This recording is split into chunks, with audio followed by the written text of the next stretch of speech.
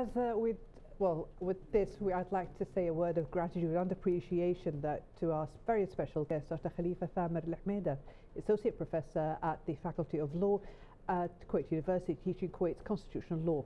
Thank you very much for being with us this evening. It's been a pleasure speaking to you, sir. Thank you very much. And we hope to see you again with us. Hopefully. Thank you very much. Thank you so much.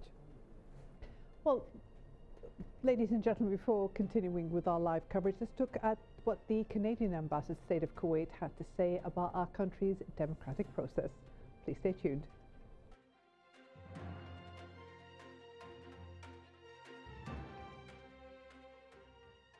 Absolutely. 2020 has been a very unique year for many reasons, and in all parts of the world. It's been a challenge for all of us. But it's very positive, I think, from our perspective, to see that in various countries, including, of course, in Kuwait, the democratic process has moved forward in spite of the pandemic.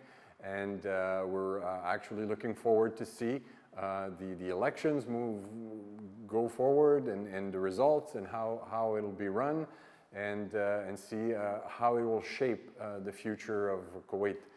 So it's been a difficult and long year for everyone, but it's very a positive note near the end of 2020 to see that the electoral process will take place as planned here in Kuwait. Yeah, I think it's a slow, natural transition that would have taken place anyway. As you've explained, you know, in the older days, you know, people were making speeches on the side of the street or in front of municipal halls. Then we had the radio and television, and now we have social media. The pandemic has forced everyone to be more active on social media than ever before because we had less opportunities to interact with the voters. So definitely I think we will see more of an impact in this election, as we've seen everywhere else around the world in the latest elections because of the pandemic.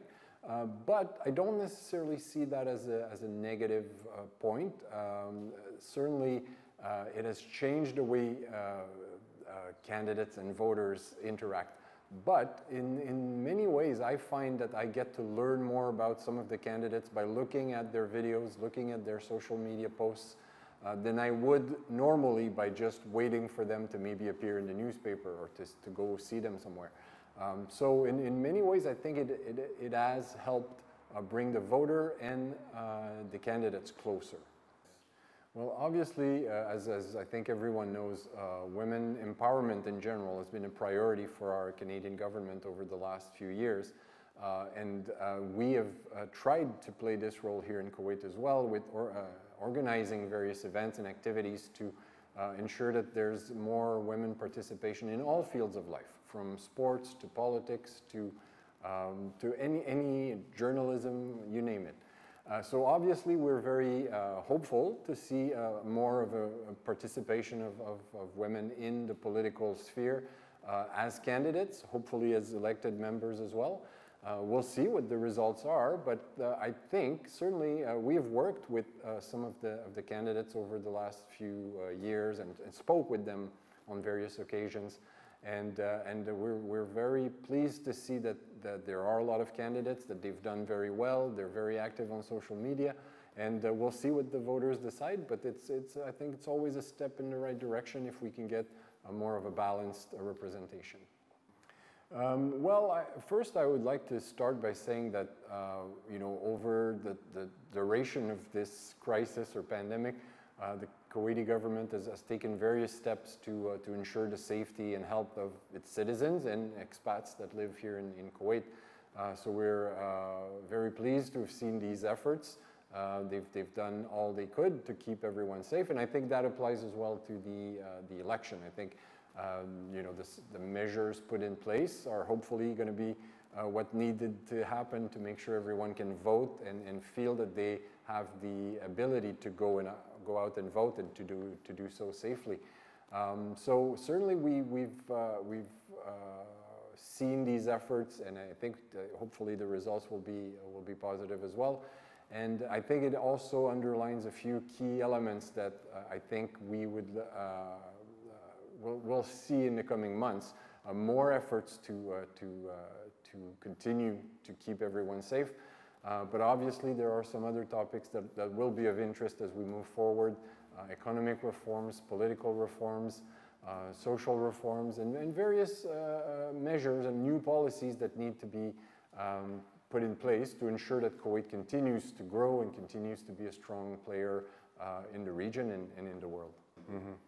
Well, I had the honor to be present when the Crown Prince took the oath to become Emir, and I think this was, of course, a very important year in terms of transition for Kuwait, but that transition took place in a very smooth and soft manner, and that's what we expected, of course, and that's what we saw. I think the new leadership has already shown that they would like to continue with many of the policies and measures that His Highness Sheikh Sabah had put in place. And I think that's what we expect from the coming year as well, and we'll see with possibly the new members of parliament and the new cabinet what that will mean in terms of smaller changes, but in the grand scheme of things I think we don't expect major shifts.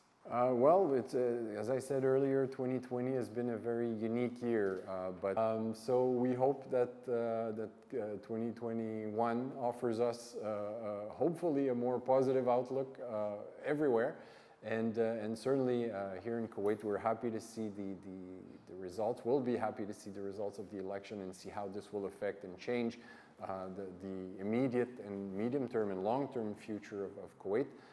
Well, 2020 was a challenging year in many ways, but hopefully 2021 will be better, and we think that with His Highness Sheikh Nawaf Al Hamad Al Jaber Al Sabah at the helm, things are going to be on the right track for a positive outlook for Kuwait and the rest of the world.